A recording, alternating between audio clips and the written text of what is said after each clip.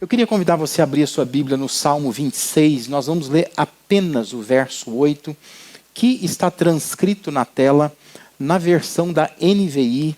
E eu quero convidar, como eu sempre faço, para que você, mesmo assentado como você está, você leia comigo este verso. Salmo 26, versículo 8. Vamos lá juntos? Eu amo, Senhor, o lugar da tua habitação, onde a tua glória habita. Davi está falando isso. Esse salmo é um salmo bem interessante. Davi quem escreve para responder basicamente esta pergunta aqui: com quem você decide passar o seu tempo? Eu quero que você medite nessa pergunta nessa noite aqui. Com quem você decide passar o seu tempo? Salmo 26 está tentando responder a isso. Quem que você vai passar o seu tempo nessa semana? Com quem que você escolhe passar o seu tempo no seu dia a dia? O pedido de Davi no início do Salmo é que Deus seja justo com ele, que Deus faça justiça por ele, que o considere inocente. E a razão disso está expressa no versículo 3, que de acordo com a tradução da Nova Versão Transformadora, diz assim: pois estou sempre consciente do teu amor, e tenho vivido de acordo com a tua verdade.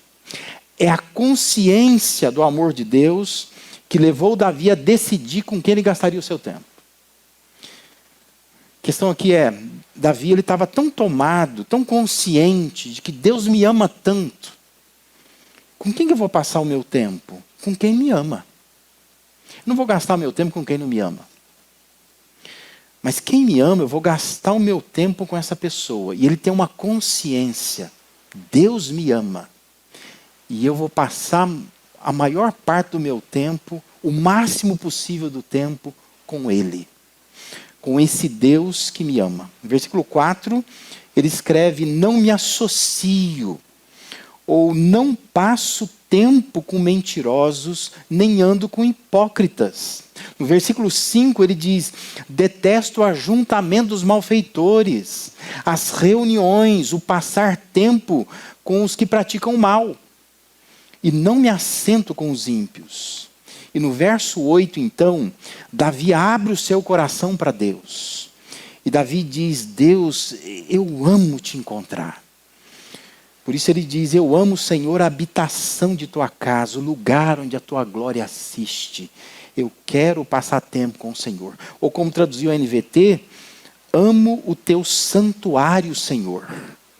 Amo o lugar onde habita tua presença gloriosa.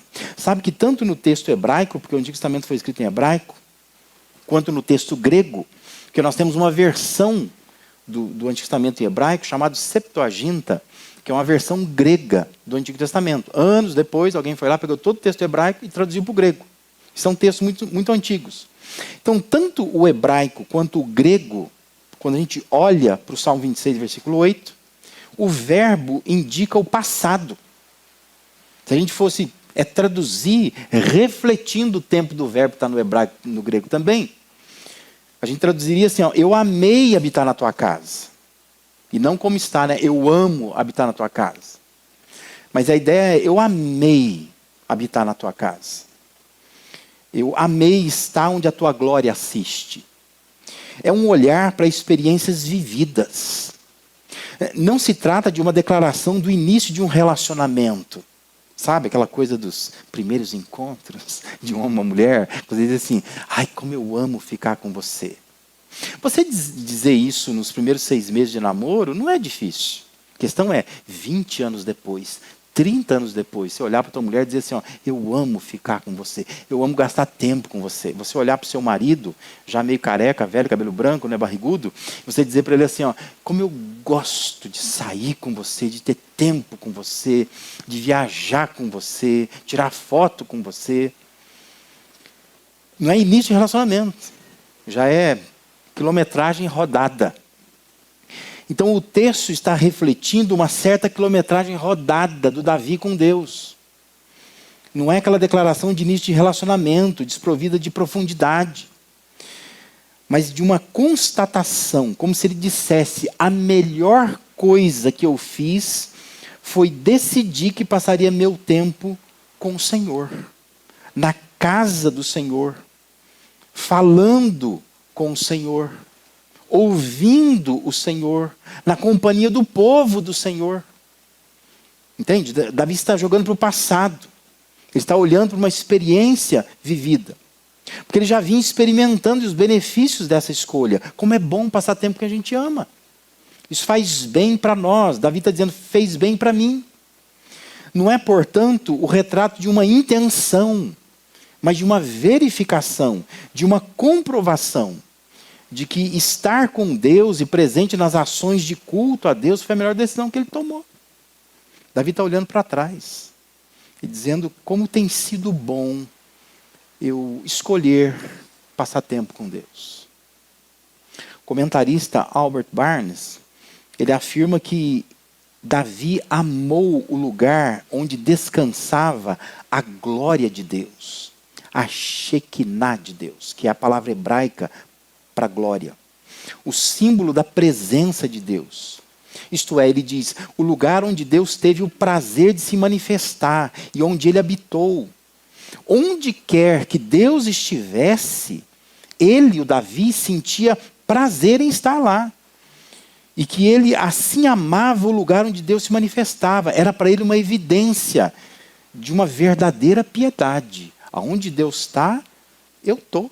Onde Deus vai, eu vou. Porque ele decidiu passar tempo com Deus. Não importa onde Deus esteja, eu vou estar lá com Ele. Porque eu decidi passar tempo com Deus.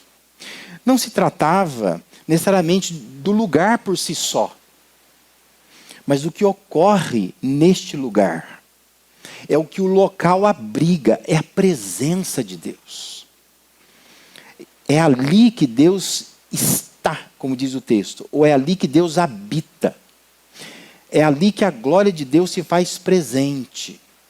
Não é a paixão por um prédio, por uma estrutura física, mas é a devoção a uma pessoa, a pessoa que empresta significado àquela estrutura, àquele lugar, àquele prédio. Em dado momento, esse lugar foi o tabernáculo, se lembra? O povo de Deus estava peregrinando pelo deserto, e eles não tinham um lugar, um templo, então eles tinham uma espécie de tenda que o próprio Deus orientou o povo como deveria fazer. E eles então montavam essa tenda, eles paravam, montavam essa tenda com todos os detalhes da tenda, e ali era o lugar que Deus se manifestava. Então teve um tempo que foi isso. Teve um tempo que aonde estivesse uma caixa chamada Arca da Aliança, que continha pedras de Moisés, lá que Moisés escreveu as tábuas da lei, né, e alguns outros objetos, aonde estivesse aquela caixa, Deus estava lá. Não era a caixa por si só, mas era a presença de Deus naquela caixa. Lembra que tem vários textos que falam sobre isso? O próprio Davi querendo, com ansiedade, trazer a presença de Deus para a cidade onde ele estava, porque entendia que aquela caixa era símbolo da presença de Deus, então muitas vezes Deus se manifestava naquele lugar, onde aquela caixa estivesse. No outro tempo, foi o templo em Jerusalém.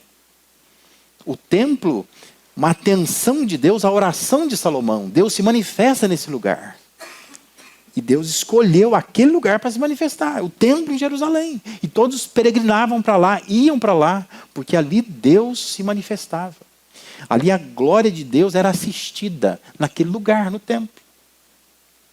E no tempo do cristianismo, a igreja passa a ser o lugar onde Deus se manifesta, onde Deus se faz presente. Igreja, não o prédio, mas igreja, as pessoas da igreja. Aonde elas estão, o povo, onde ele está, ali a glória de Deus se manifesta. Não é amor por um prédio, é amor por um povo. Um povo que Deus resolve manifestar a sua glória através dele.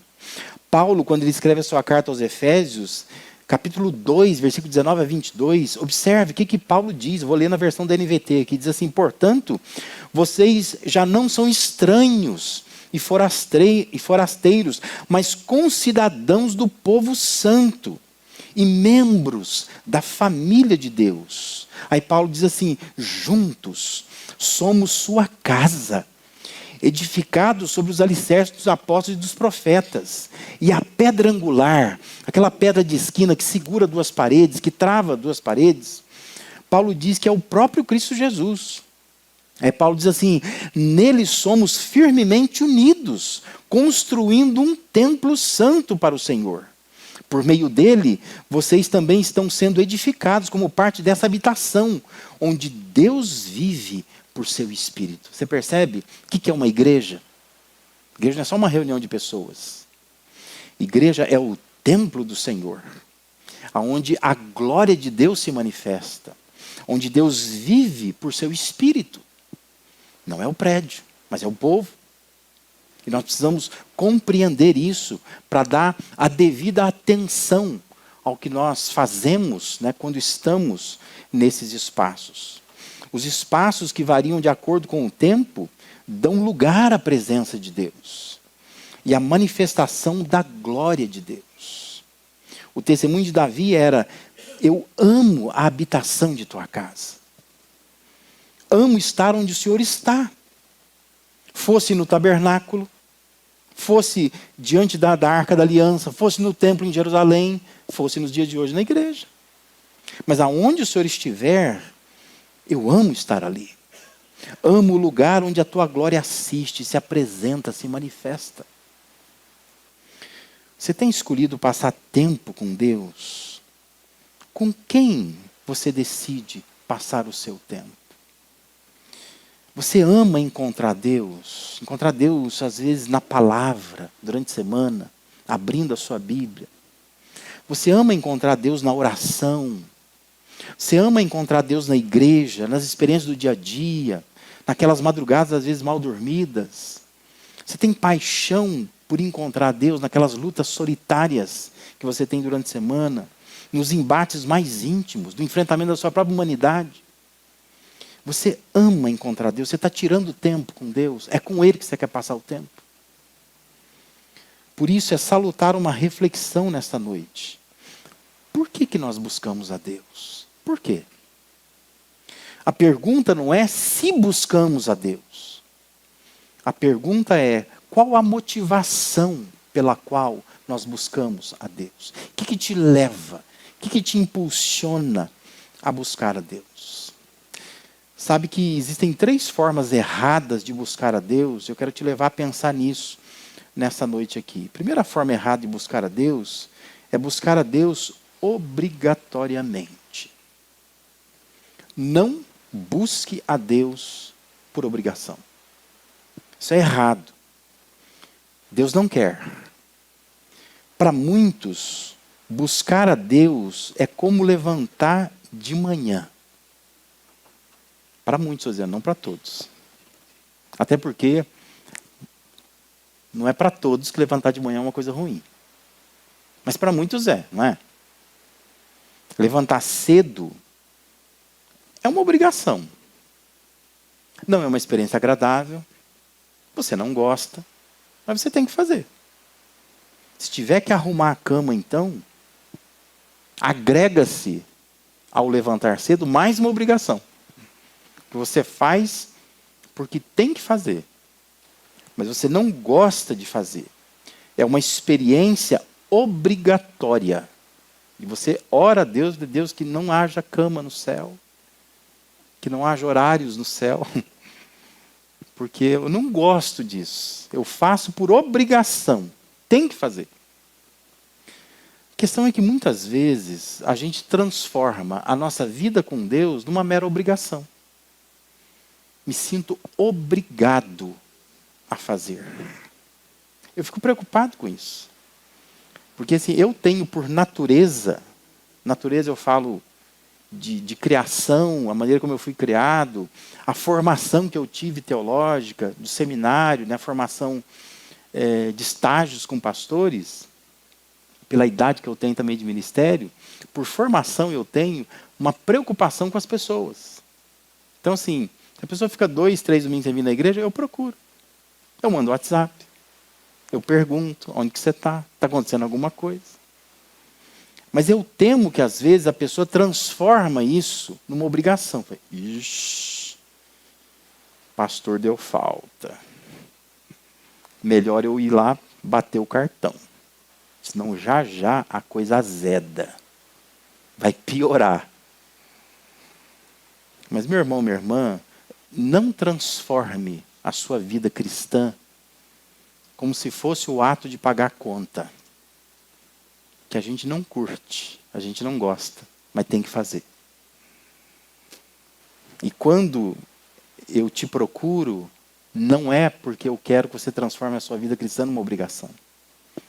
Eu só quero te ajudar a entender que existe um Deus que nos ama. E o Deus que quer relacionar com a gente. E o risco que há de você não estar tão presente, e você ser enredado às vezes por um caminho que você nunca planejou estar. É um cuidado mais pastoral. A expressão de Davi não traz o peso da obrigação, mas o prazer de desfrutar de algo que ama. Estar na presença de Deus não pesa. Estar na presença de Deus traz alívio. Por isso que Davi está dizendo, não é o peso de uma obrigação, mas é o anseio, o desejo de estar com alguém que ele diz, eu amo a Deus, eu sei que Deus me ama. Então eu tenho o prazer de estar onde Deus está. Então estar nos cultos, nas atividades da igreja, ler a Bíblia, orar, buscar a Deus, são coisas que não devem ser vistas na dimensão da obrigatoriedade, mas da percepção do amor de Deus. E de nos sentirmos tão amados por Ele, que nós decidimos investir o nosso tempo com Ele. Vale a pena estar com Ele, porque faz bem para nós. Então avalie se você não está encarando a sua vida cristã apenas como um fardo, como o cumprimento de uma obrigação, porque Deus não quer que seja assim. Porque você também não vai gostar se for assim. Imagina você que é casado, imaginar assim que o seu marido, ele vem para casa, ele te abraça, te beija, mas para ele é um peso. Você vê na cara dele. Ele não gosta, ele não curte, ele não quer. Você que tem namorado, namorada, imagina a sua namorada. Ela vem assim por obrigação. Mandou mensagem porque se não mandar, vai entrar numa crise. Vamos ter uma DR, então é melhor mandar mensagem. Ninguém em sã consciência quer se relacionar assim com alguém. Deus também não quer. Lembra, Deus não é uma coisa, Deus não é uma luz, Deus não é uma manifestação, Deus é uma pessoa. E Deus não quer que a gente o busque por obrigação. Então avalie se você não está fazendo por obrigação. É uma obrigação que você faz? Ou é uma opção que você está fazendo por entender o amor de Deus? Ainda que seja às vezes difícil, não seja fácil ler a Bíblia, tirar tempo para orar, não seja fácil em meio às demandas do dia a dia, eu sair da minha casa, vir à igreja, participar de um culto, dar atenção a alguma atividade. Ainda que isso seja às vezes pesado, penoso para nós, mas ainda assim não é obrigação. Mas é uma opção que eu fiz, por entender o amor a Deus, por entender a importância disso. Aí você vai poder dizer como Davi, eu amo, Senhor, a habitação da tua casa. Às vezes até trago a minha vontade arrastada, mas quando eu saio aliviado, eu saio dizendo assim, valeu a pena eu ter buscado o Senhor nessa noite, eu ter deixado o comodismo da casa, o conforto do meu lar, porque quando eu estou na presença de Deus, é muito bom, eu amo estar na presença de Deus. Aí você vai poder falar como Davi. Mas essa é uma forma errada de buscar a Deus, obrigatoriamente. Não busque a Deus obrigatoriamente. Por isso eu pergunto, o que nos move a buscar a Deus? O que te move a buscar a Deus? Outra forma errada de buscar a Deus é mecanicamente. Também a gente pode buscar a Deus de uma forma mecânica, apenas levados por um senso de compromisso. Há muitos que são forjados no compromisso e tornam a vida cristã uma experiência mecânica. Aquelas expressões religiosas vazias de sentido, que são praticadas de uma forma mecânica, são condenadas na Bíblia. Deus não gosta. Nunca gostou. Para muitos, vir à igreja, orar, ler a Bíblia, buscar a Deus, é como trabalhar e nunca se atrasar. Sabe? Porque a pessoa tem um senso de compromisso. Ela chega no horário. Ela trabalha no horário direitinho. Mas aquilo para ela é um compromisso. É a sensação de dever cumprido. Então a pessoa, ela vem à igreja, ou ela lê a Bíblia dela, né? O pastor Josué, por exemplo, tem um programa de leitura bíblica para os homens. Então tem o grupo do WhatsApp dos homens, que aparece lá todo dia lá o texto que é para ler. Como é que você lê? Porque às vezes você vai lá, dever cumprido. Como é que você vem à igreja? Porque às vezes você vem e diz assim, ufa, ainda bem, né? Tem gente que tem o senso de dever cumprido, sabe? É que nem no trabalho, ele fica olhando no relógio toda hora, né? Toda hora que faz assim, né? Parece que não está funcionando, o tempo não está passando, o pastor está pregando, parece que está fluindo. Porque não vê a hora de acabar. Não está desfrutando do culto. Está pensando na pizza que vai ter depois, porque combinou com um amigo de sair. E aí está ali, salivando, mas não é pela presença do Senhor. Mas está ali pensando na janta que está me esperando. No encontro que eu vou ter depois. Na farra que eu vou fazer. Mas eu preciso cumprir meu compromisso. Então eu preciso estar ali, e aquilo ali é um compromisso para mim. Quando termina, ufa, dever cumprido. Mais um domingo. Vai lá no calendário e tica. Fiz, né? Uma coisa a menos. Isso é mecânico. O testemunho de Davi não retrata uma busca mecânica por Deus. Mas o testemunho de Davi retrata o desejo de desfrutar da presença de alguém que ele ama. De alguém que faz bem, que traz coisas boas. Deus, ele não quer que o busquemos de forma mecânica. Sabe por quê? Porque Deus não quer encontrar máquinas. Deus quer encontrar pessoas. E pessoas que a ele deem atenção, que esbocem emoção, que esbocem consciência do que estão fazendo. Mas não aqueles robozinhos mecânicos. Deus não quer encontrar máquinas, Deus quer encontrar pessoas. Ele criou pessoas. E Ele ama se encontrar com pessoas. Por isso pensa, o que te move a buscar a Deus? Se você busca a Deus de forma mecânica, isso é errado. Deus não quer. Quando você faz tudo mecanicamente, você ouve a palavra mecanicamente, você canta mecanicamente, tudo muito mecânico. Você faz sempre do mesmo jeitinho, sem pensar. Você canta uma letra belíssima, sem refletir. Mas você faz daquele jeitinho, levanta a mãozinha, baixa a mãozinha, cai a lagriminhazinha, arrepia os cabelos. Mas tudo mecânico. Se cantar a música todo domingo, você vai fazer assim todo domingo. Porque é desprovido de atenção, de consciência, de desejo, de emoção. É só daquele jeito. Pense se você não está sendo uma máquina, um robô, e não uma pessoa que está desfrutando da presença de uma outra pessoa que é Deus, uma pessoa divina, que marcou o encontro com você. Imagina se você sai com alguém assim, vamos nos encontrar, aí você tem ali uma maquininha diante de você. Tudo que você pergunta, ela responde sim, não, aham, né? Não dá um sorriso, não muda o rosto, não faz nada diferente, não pergunta nada, não quer saber de você. Simplesmente está ali, parece que te ouvindo o tempo todo. Isso é mecânico. Não podemos buscar Deus assim. Deus não quer que nós o busquemos mecanicamente. Porque Deus não está se encontrando com máquinas, mas com pessoas. E uma terceira forma errada de buscar a Deus é buscar a Deus habitualmente. Porque por vezes buscar a Deus pode se tornar como que escovar os dentes. Demora a aprender, né? Mas depois vira um hábito. Você não consegue mais, não é? Vai dormir, pega a escova. Às vezes você está morrendo de sono, né? Está nem vendo a quantidade de pasta que está colocando na escova, mas está lá, escovando o dente. Hábito.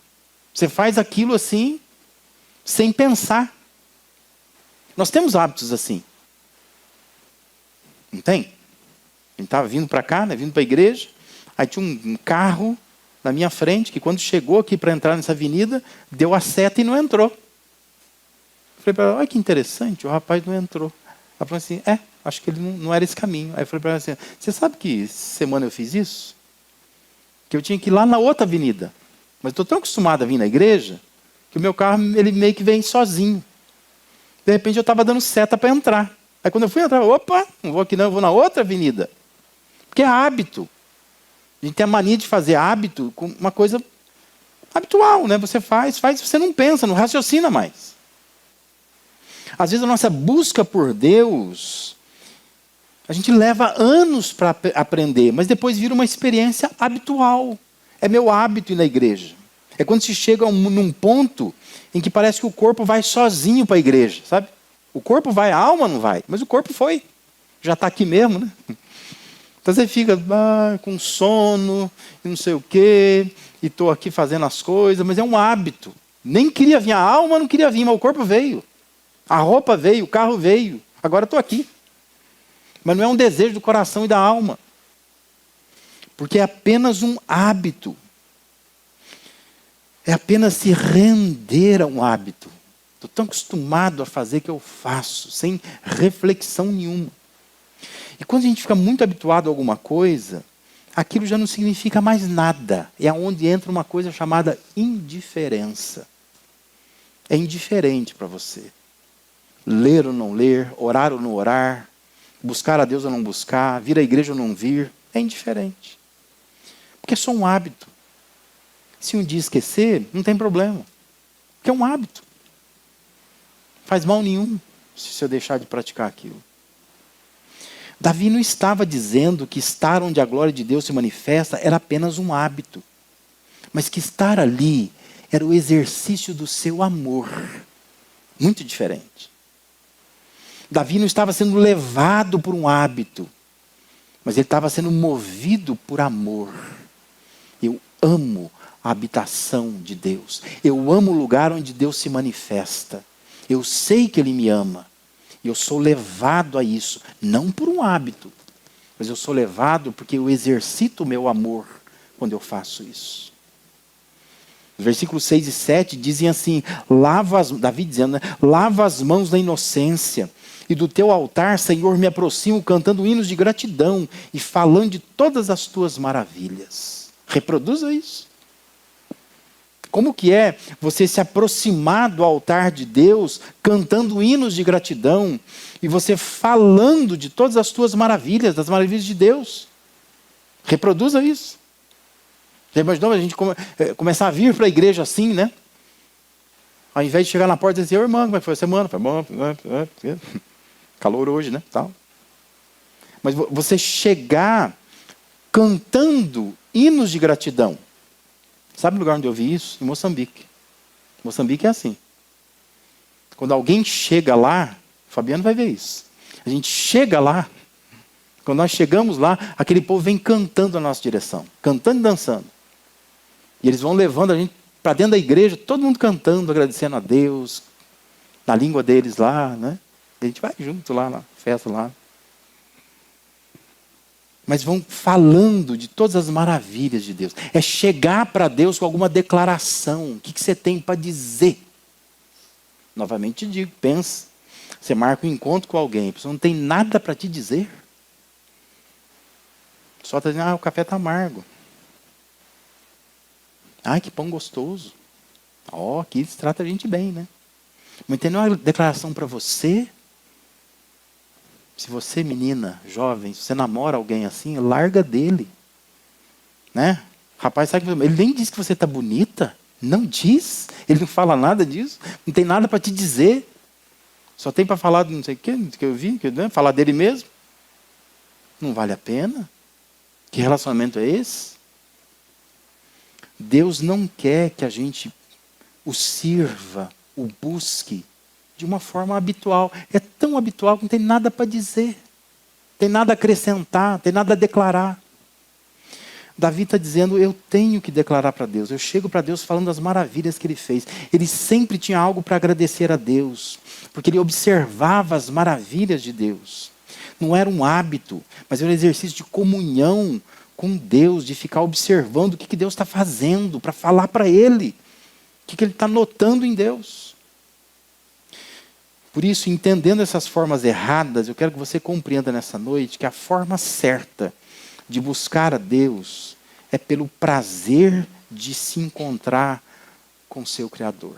Essa é a forma certa. Não faça isso simplesmente por fazer, mas faça isso pelo prazer. É o resgate da sensação do jardim do Éden antes da queda. Quando Deus, na viração do dia, vinha conversar com Adão, conversar com a Eva. E tinha prazer. Ansiedade pelo encontro. É como encontrar-se com alguém amado, né? A gente não vê a hora de estar perto. Existe uma preparação, um perfume especial que se põe, uma roupa escolhida para aquele momento, uma ansiedade para que chegue o horário, porque alguma coisa boa vai acontecer. Deus quer que a gente o busque assim. Olha para mim e responda. Como você acha que Deus gostaria de nos encontrar? Você acha que Deus gostaria de nos encontrar assim? Só de uma forma mecânica, habitual? Simplesmente estamos ali, corpo presente? Ou será que Deus quer nos encontrar com a paixão de quando você encontra uma pessoa que você ama? Se preparou para aquilo, passou perfume, colocou uma roupa especial, ficou ansioso esperando, a mão suou, né? Preparou as palavras, o que eu vou dizer. Você faz isso? Quando você vem para a igreja, por exemplo, você se prepara para isso? Ou é simplesmente aquela coisinha, vamos lá. De uma forma que muitas vezes Deus não quer isto. Deus quer que você fale como Davi disse, eu amo, Senhor, o lugar da tua habitação, onde a tua glória assiste. Eu amo estar ali. Nós vivemos tempos maravilhosos em termos de possibilidades tecnológicas, mas são tempos perigosos em termos de como nós vamos usar o que está diante de nós. A gente sabe que nossa igreja é nova aqui, né? Nós temos apenas aí 4 anos, né, de caminhada como igreja. Desde o início, eu mesmo como pastor, fiz questão de que a gente investisse em transmissão de culto, em câmeras, né? Essa coisa toda do próprio cenário, né? Isso é maravilhoso, é importante, mas a gente precisa entender que publicações e transmissões via internet, elas são uma ferramenta importante para a gente propagar o evangelho hoje em dia. E é uma bênção, né? Agora mesmo nós temos gente aí assim de Curitiba, Bragança Paulista, Pindamonhangaba, Caraguatatuba, outros países. Hoje de manhã o Ronaldo está lá nos Estados Unidos assistindo. Então assim, a gente tem um lastro, né? A gente consegue atingir muita gente com isso. Mas isso não pode se tornar substitutos do verdadeiro culto a Deus. As transmissões, elas visam atender os impedimentos, sabe? A pessoa está impedida de estar na igreja. Por morar longe, por estar viajando, por estar doente, né? Ela está impedida de estar. Mas não deve ser uma alternativa, sabe? No lugar de ir na igreja, vou assistir em casa hoje mesmo. Sabe assim? Porque a gente faz isso, né? Tá a chuvinha lá fora, tá muito quente hoje, estou meio indisposto. Ao invés de ir na igreja, eu vou assistir o culto. Tem uma transmissão bacana, eu vou assistir. Transmissões visam atender impedimentos. Não é para se tornar uma alternativa. Sabe por quê? Porque senão a gente vai esvaziar o sentido do culto comunitário bíblico. E a gente vai transformar o culto numa experiência individual de consumo. Que individualmente eu estou consumindo aquilo. Mas não estou fazendo parte de um grupo, de um corpo. Porque vida cristã não é assistir culto. Vida cristã é pertencer a Deus e fazer parte do seu povo. Isso é vida cristã. Mas não é só assistir, senão a gente vai pegar a ideia de que nós estamos assistindo. Eu só assisto o culto, apenas assisto. Culto bíblico exige presença, mutualidade, envolvimento comunitário. É isso que Deus espera de nós. E é assim que nós vamos amar a presença de Deus. Deus, ele deseja construir uma comunidade de pessoas comprometidas.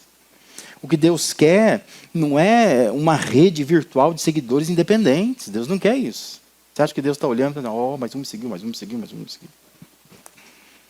A gente olha assim, né? Seguidores do Instagram, YouTube, Facebook, né? TikTok, né? Olha quanta gente me seguindo, nem conheço esse povo, o povo está atrás de mim. Me encanto com isso. Mas Deus não. Deus não quer construir essa rede virtual de seguidores independentes.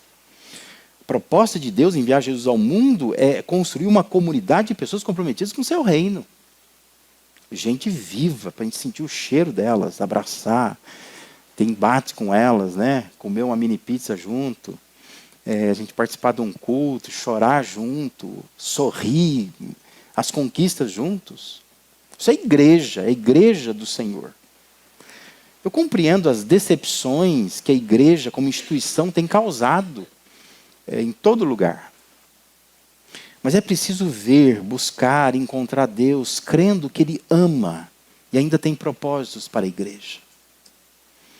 E a nossa função é cuidar da igreja. É reacender a paixão por Deus, amando estar na presença de Deus, no lugar onde a glória de Deus se manifesta. E se você prestou atenção, Deus já se manifestou lá atrás no tabernáculo, já se manifestou na Arca da Aliança, já se manifestou no templo em Jerusalém, mas agora se manifesta na igreja. Não no prédio, mas no povo. E aonde o povo está, Deus se manifesta. Por isso Davi podia dizer, eu amo estar onde Deus está.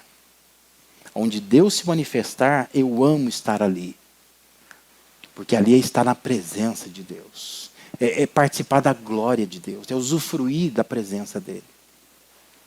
Às vezes até começa com uma obrigação. Às vezes os nossos filhos têm que vir obrigados à igreja. Não tem como deixá-los em casa. Aquele bicão. Às vezes você já veio. Eu sei de maridos, de mulheres, que vieram arrastados, né, para a igreja. Não queria vir. Mas, para agradar, né? Vamos lá. Então, às vezes começa como obrigação. Acaba se tornando, às vezes, um compromisso. Só está ali mecanicamente, mas tem que estar, né? Já que toca, né? Tem aqueles que tocam, aqueles que fazem isso, fazem aquilo, tem um talento. Melhor fazer na igreja. Então vai lá e faz. Vira até um hábito muitas vezes, mas precisa se tornar um prazer de se encontrar com o Criador. Precisa. Por isso, o meu estímulo nessa noite é ame a Deus com todo o teu coração, com toda a tua força, com todo entendimento. Ame a Deus. Porque jamais você sentirá prazer em ler o que Deus declarou se você não ama a Deus. Você jamais vai sentir prazer em falar com Ele em oração se você não ama. Você não vai ter prazer em ir na casa dEle porque você não ama Ele. Você não vai ter prazer em encontrar o povo dEle se você não tem uma experiência boa com Ele. Quando a gente gosta de alguém, tudo que está relacionado àquela pessoa, a gente também gosta. Mas quando a gente também não se interessa pela pessoa, nada do que está envolvido com ela interessa para você. Com que ou com quem você está gastando o seu tempo? Reveja essas coisas. Consulte seu coração. Essas são formas erradas de buscar a Deus.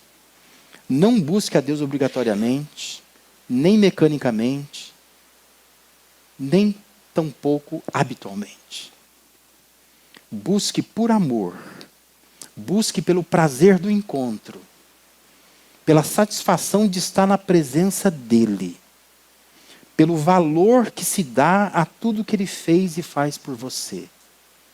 Busque por isso. Mas não faça por obrigação, não faça de forma mecânica, não faça como um hábito. Mas faça como exercício do seu amor pelo seu Criador. Amém?